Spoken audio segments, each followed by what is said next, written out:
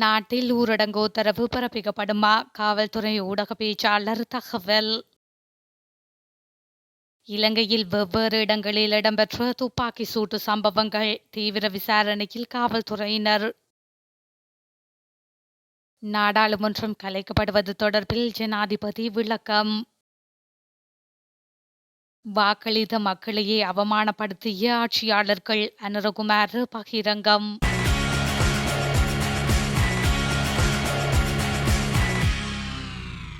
ஜனாதிபதி தேர்தலின் பின்னர் ஊரடங்கு சட்டத்தை நடைமுறைப்படுத்த நேர்ந்தால் ஜனாதிபதியின் ஆலோசனைக்கு அமையவே அது தொடர்பில் நடவடிக்கை எடுக்கப்படும் என காவல்துறை ஊடக பேச்சாளர் நிகால் தல்துவ தெரிவித்துள்ளார். ஊரடங்கு சட்டம் தொடர்பில் ஜனாதிபதியை தீர்மானிக்க முடியும் என்றும் காவல்துறையினருக்கோ பாதுகாப்பு பிரிவினருக்கோ அது தொடர்பில் தீர்மானம் எடுக்க முடியாது என்றும் அவர் இதன்போது சுட்டிக்காட்டியுள்ளார். தேர்தல் முடிவுகள் எப்போதும் உத்தியோகபூர்வமான ஊடகங்களில் சரியான தகவல்களோடு வெளியிடப்படும். மாறாக சமூக ஊடகங்களில் வெளியாகும் தகவல்களின் அடிப்படையில் தகவல்களை பகிர வேண்டாம் என அவர் குறிப்பிட்டுள்ளார். ஜனாதிபதி தேர்தல் நடைபெறவுள்ள நிலையில் பாதுகாப்பு நடவடிக்கைகளுக்காக நாடு முழுவதிலும் 63,000க்கும் மேற்பட்ட காவல்துறையினர் கடமையில் ஈடுபடுத்தப்பட உள்ளதாக நிகால் தல்துவ தெரிவித்துள்ளார். மேலும் வீதிகளில் அமைக்கப்பட்டுள்ள தற்காலிக காவலரண்களில் 3,250 விசேட அதிரடிப்படையினர் கடமையில் ஈடுபட உள்ளனர். இந்த ஒரு சந்தர்ப்பத்திலாவது தேசிய பாதுகாப்புக்கு அச்சுறுத்தல் ஏற்படும் வகையில் ஒன்று கூடல்களை நடாத்துவது மற்றும் சமூக ஊடகங்களை பயன்படுத்துவதற்கு எதிராக கடுமையான நடவடிக்கை எடுக்கப்படும் என காவல்துறை பேச்சாளர் நிகால் தல்துவ குறிப்பிட்டுள்ளார்.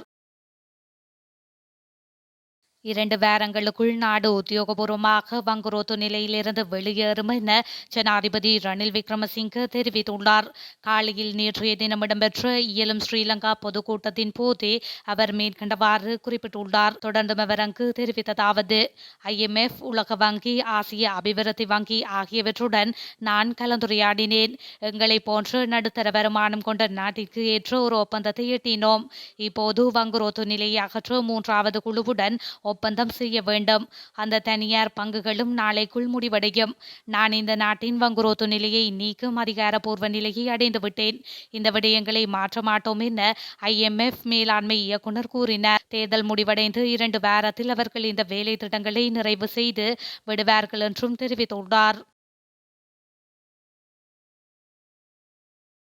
அனுர ஆட்சிக்கு வந்தால் 6 மாதங்களில் ஓட நேரிடும் என அகில இலங்கை மக்கள் காங்கிரஸ் தலைவரும் நாடாளுமன்ற உறுப்பினருமான ரிசாத் பதியுதீன் தெரிவித்துள்ளார். ஐக்கிய மக்கள் கூட்டணியின் ஜனாதிபதி வேட்பாளர் சஜித் பிரேமதாசவை ஆதரித்த புத்தளத்தில் நேற்று இடம்பெற்ற பிரசார கூட்டத்தில் உரையாற்றிய போதே அவர் மேற்கண்டவாறு கூறியுள்ளார். அவர் மேலும் கூறியதாவது: முஸ்லிம் தாய்மார்களின் கருவறைகளில் பயங்கரவாதம் உயர்படைவதாக நாடாளுமன்றத்தில் கூறியவர்தான் அனுரகுமார திசாநாயக்க. ஈஸ்டர் தாக்குதல் காலங்களிலும் கோவிட் தொற்று நேரங்களிலும் அனுரவின் சுயரூபத்தை காண முடிந்தது. முஸ்லிம்களுக்கு எதிராக தேசிய மக்கள் சக்தி எடுத்த நிலைப்பாட்டை நாம் மறக்க முடியாது. ஜனசாக்களை எரிப்பதற்கு எண்ணெய் ஊற்றுவது போல உதவியவர்கள் இவர்கள். பயங்கரவாதத்துடன் நமது இஸ்லாத்தை இணைத்து பேசியவர்களும் இவர்கள்தான்.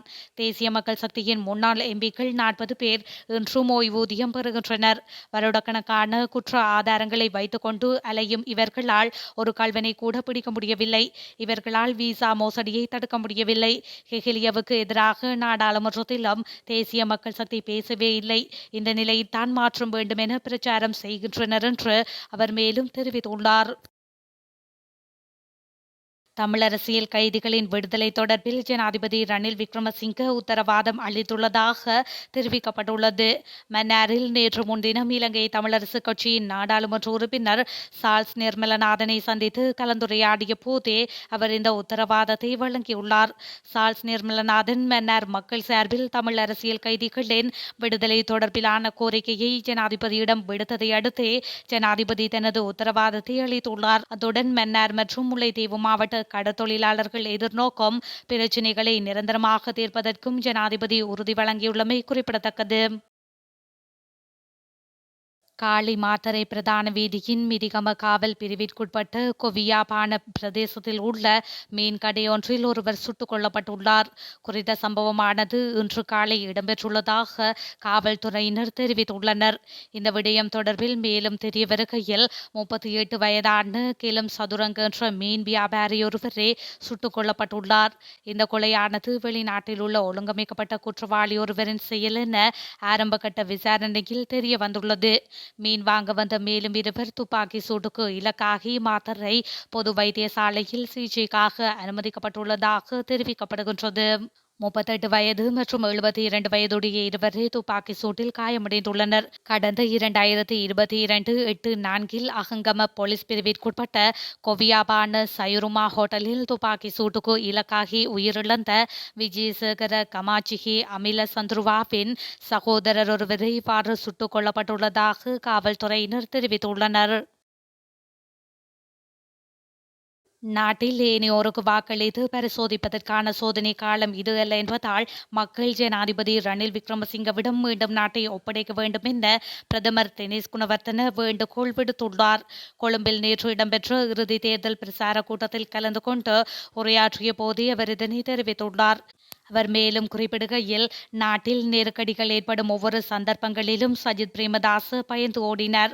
மறுபுறம் அனுரகுமார திசாநாயக்கவால் ஒரு சட்டத்தை கூட நிறைவேற்றிக் கொள்ள முடியாது. இவ்வாறானவர்களுக்கு வாக்களித்து பரிசோதித்து பார்க்க வேண்டாம். காரணம் இது பரிசோதனைக்கான காலமல்ல. எனவே ஜனாதிபதி ரணில் விக்ரமசிங்கவிற்கு வாக்களித்து மீண்டும் அவரிடம் நாட்டை கையளிக்க வேண்டும். முன்னாள் ஜனாதிபதி கோட்டாபய ராஜபக்ஷ பதவி விலகியதன் பின்னர் ஜனாதிபதியை தெரிவு செய்வதற்காக நாடாளுமன்றத்தில் வாக்கெடுப்பு நடத்துவதற்கு தீர்மானிக்கப்பட்டது. அந்த சந்தர்ப்பத்தில் சஜித் பிரேமதாச போட்டியிடுவதாக கூறினாலும் பின்னர் டலஸ் அழகப்பெருமவே களமிறக்கப்பட்டார். நாடாளுமன்றத்தில் கூட தன்னால் ரணில் விக்ரமசிங்கவிற்கு எதிராக அதிக வாக்குகளை பெற்றுக்கொள்ள முடியாது என தெரிந்து கொண்டுதான் அன்று சஜித் பின்வாங்கினார். அவ்வாறான ஒருவரால் எவ்வாறு நாட்டு மக்களில் பெரும்பான்மையானோரின் வாக்குகளை பெற்று வெற்றி பெற முடியும்? மறுபுறம் அனுரகுமார திசாநாயக்கு நாடாளுமன்ற வாக்கெடுப்பில் 3 வாக்குகளை மாத்திரமே பெற்றுக்கொண்டார். அவரால் எவ்வாறு நாட்டை நிர்வகிக்க முடியும் என அவர் மேலும் கேள்வி எழுப்பியுள்ளார்.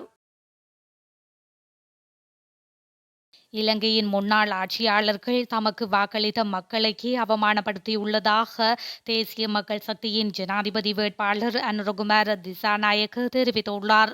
களுத்துறையில் நேற்றைய தினம் இடம்பெற்ற தேசிய மக்கள் சக்தியின் இறுதி பிரச்சார கூட்டத்தின் போது அவர் மேற்கண்டவாறு குறிப்பிட்டுள்ளார். அதன்போது தொடர்ந்து முறையாற்றிய அவர், இதுவரை நல்ல அபிலாஷைகளுடனும் அரசாங்கத்தை கொண்டுவர நம்பிக்கையுடனும் மக்கள் வாக்களித்தனர். 2015 ரணில் மைத்திரி அரசாங்கத்தை அமைப்பதற்கு லட்சக்கணக்கான மக்கள் வாக்களித்தனர். பின்னர் கோட்டாபய அரசாங்கத்தை கொண்டுவர 6.9 மில்லியன் மக்கள் வாக்களித்தனர். எனினும் ஆட்சியாளர்கள் தமக்கு வாக்களித்த மக்களை குறுகிய காலத்திலேயே அவமானப்படுத்தினர். எங்களுக்கு வாக்களிக்கும் மக்களின் கண்ணியத்தை பாதுகாப்போம் என்று உறுதியளிக்கின்றோம். எங்கள் வெற்றியில் அனைவரும் பங்கு கொள்ளுமாறு கேட்டுக்கொள்கின்றோம். எங்கள் மீது வைத்துள்ள நம்பிக்கையை தக்க வைத்துக் கொள்ள நாங்கள் பொறுப்புடன் செயல்படுவோம் என்று அவர் மேலும் தெரிவித்துள்ளார். லெபனானில் அடுத்தடுத்து பயங்கர சம்பவங்கள் பதிவாகின்ற நிலையில் நாட்டில் வாக்கி டாக்கிகள் வெடித்ததில் 9 பேர் கொல்லப்பட்டதுடன் 300ற்கும் மேற்பட்டவர்கள் காயமடைந்துள்ளதாக அந்த நாட்டு ஊடகங்கள் செய்தி வெளியிட்டுள்ளன.